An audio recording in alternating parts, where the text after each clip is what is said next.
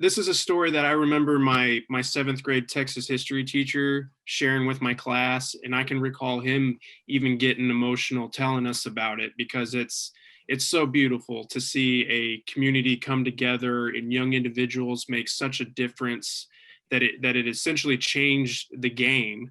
How would you say that this story, in all that it involves thematically, historically, and emotionally, has impacted you? Is there anything that you've discovered or rediscovered about yourself through making this? You want me to take that one? Okay, you can have the second part. No, for me, it's interesting. My wife owns a school, and I helped her kind of build the school up and get it going and all that. So I could really connect to it on a pretty emotional level for me, and what it means to build a community and sort of create a foundation of, just safety and love and the nurturing it needs for in our case, it's young children.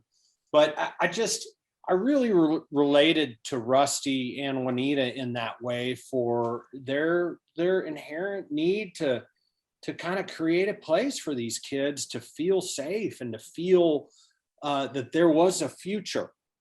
And it's so important. I've got two young kids too, and it's just like every day it's about how do we shape them and guide them and, nurture them and push them, and sometimes be strict with them so that, they get out there and get stuff done. And the story really helped with that for me. And it helped me at a time in my life, where I was kind of dealing with all that stuff, and it inspired me, to a degree. And, to see his life sort of come to the screen. And as we were filming, and old Luke, man, just sort of channeled old Rusty Russell out of there. And it just really brought it to life in a way, and it kind of came full circle. For me, it was really, really a wonderful experience. So, yeah, I mean, a lot of what Ty said is I feel the exact same way. And just from an acting standpoint, yeah, I mean, I just, in this day and age, somebody that would leave, the idea of somebody back then, Rusty and his wife, they left kind of a prestigious school district and school and football program in Tyler, Texas, to go to, an orphanage in Fort Worth. And I just kind of find that so admirable.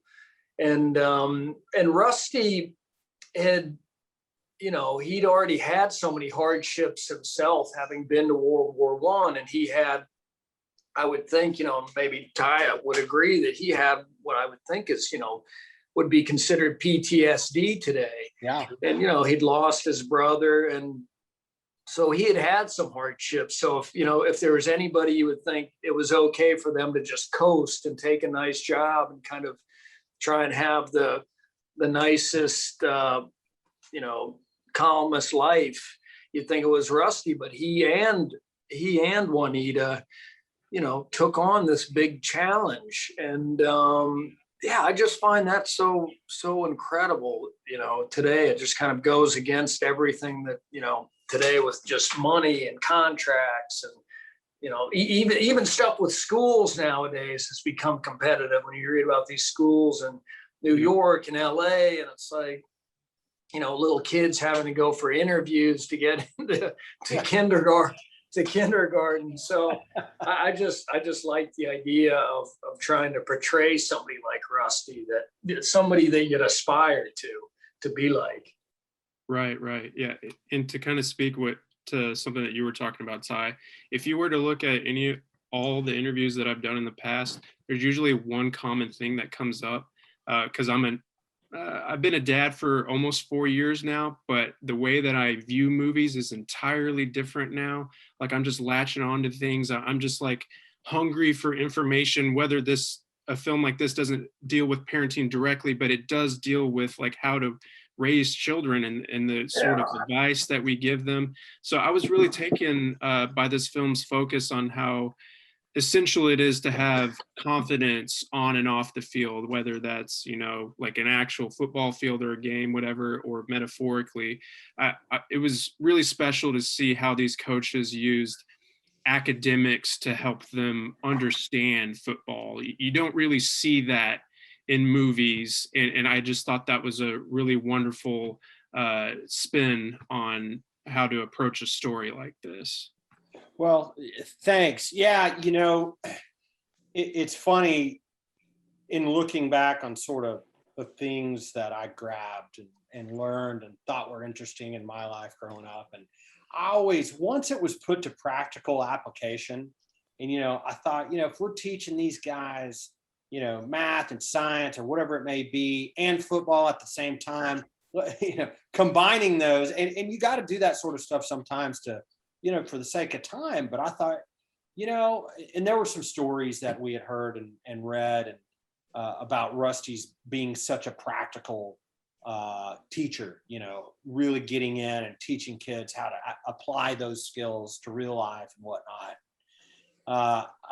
I thought it was a good way to for the cinema, for it to really sort of come together. You certainly don't want a football film with too much time in the classroom, otherwise you disappoint a lot of people. So yeah, I thought it worked. And it just, for me on a personal level, it works too. I just think that anytime you can teach a child a practical application of science or math or reading or whatever it may be, it's going to stick with them. Yeah. It just seemed like it fit really well. And yeah, I do it with my kids a lot, building and, measuring and things like that. So. Yeah, 100%. We're all Texas boys here, essentially. So in your time in Texas, have you, through whether you observed it or were a part of it, did you notice like a community kind of coming together to do something positive in the world as we observe in this film? Oh, yeah. I mean, in terms of, I'm in Austin and I've made a couple of films, one in West Texas and one in Fort Worth. And without the community, we wouldn't have had the support we needed to get the film made. I mean, let alone Fort Worth and the Fort Worth Film Commission and, Mayor Betsy Price and, that whole contingency that's pushed this film from day one is quite amazing. And if we were doing a movie about, I don't know, a cattle rustler or something that really didn't have any tie to the community, it may be different, although I kind of think they'd do it anyway. But when you bring in the Masonic coming to Fort Worth and Rusty Russell and the impact he had on that community from the 1930s onward, you're going to get behind it. So, we bringing in Luke from Dallas, myself being from Midland and Austin, my co-writer Lane was from Dallas, my producer Houston's from Tyler. I mean, it was literally the hometown team, the Mites all over again coming up. Hey, we're going to do this Hollywood film that nobody could pull off for 10 years. Give the local boys a chance here, and sure enough, everybody came together. Yeah, and you didn't have that thing that I've experienced. I'll never forget the first time it happened in Manhattan, where we were shooting outside on a street, and I just hear a car horn just going off, and it's like, oh yeah, we got to go pay that guy $500. He shows up at every location, the day before and parks his car there and honks his horn until they pay him, then he moves. But yeah, it is a great feeling when you are in a place that where, they get behind the movie. And you could really feel that in Fort Worth. And the truth is, we needed that. We couldn't have done it, without, like Ty was saying, without Betsy Price and the Fort Worth Film Commission, and how nice the police officers were to us, and helping with traffic lockups. And yeah, it really was a real kind of team effort, and they really did seem to appreciate that we were doing it there. And it's like, and Ty knows this, we just felt so lucky to be doing the movie in the actual place where it occurred, because you just get so used to, for financial reasons, we could have easily been in Georgia or Louisiana or Oklahoma. Yep. And Ty really worked hard to make it so that we got to shoot it where the real story took place. And it really makes a difference. Yeah, I can speak to that, watching it, being like, yep, I know exactly where Yeah. that was special. But when it comes to telling a story based on a real one, there are things and there are things you don't. So there are gray areas to color in. Additionally, history doesn't always have, a beginning, middle, and end that's serviceable to a story. So you have to kind of shape that into whatever you think is fit. Ty, what's the process for you in balancing things that you learned about the true events in those areas that you need to color in creatively on your own without steering away from the spirit of it all? Well, you hit the nail on the head. It's all about the spirit of it and trying to honor Rusty and the Mites and, Juanita and the characters as much as we possibly can. But at the end of the day, it's a 2-hour film. Mm-hmm. We inherited actually a script from the first group that was trying to get it done. And I liked a lot of the elements to it, but, it was several seasons long, kind of like, parts of the book that had multiple seasons. And we actually saw kids grow up from, their early teens to their, fighting years of becoming the Mighty Mites. And, it was really about the best narrative we could tell based on a 3-act structure and how we could pull that off in 2 hours. And we boiled it down and we sort of sifted sort of all the great stories of that book and even some outside of that book from Rusty's grandson, Russ Morton, and sifted them out and sort of combined them into the story just to try to service the film, because ultimately it's a lot of fun to go make a film, but you need to make a good film if it's going to actually succeed. And, as a young independent filmmaker, for me, it's important to have success with that, not only, creatively, but financially. And, we got to do what we got to do. But I feel like we honored old Rusty pretty well, man. Don't you, Luke? I mean, you spent a lot of time. I do. And like that is what's incredible to me is, and Ty and Lane did such a great job of that, because you do have to bring it all in and like get rid of this and add this and, put something that happened in a later season and an earlier season. And it's a real skill. And for me, having read the book and the script, they really did it flawlessly and seamlessly. Because, I'm like Ty. It's like I know what it's like to try and adapt a book, and you want to have everything in there. And the reason you loved a book can be all these kind of small nuances and side stories, and you just can't always get that into. You want to have a movie that people will go and sit for 90 minutes or 2 hours and be entertained, and also hopefully learn a little something. But those guys did a really good job of that, and I don't think it's easy to do. Yeah.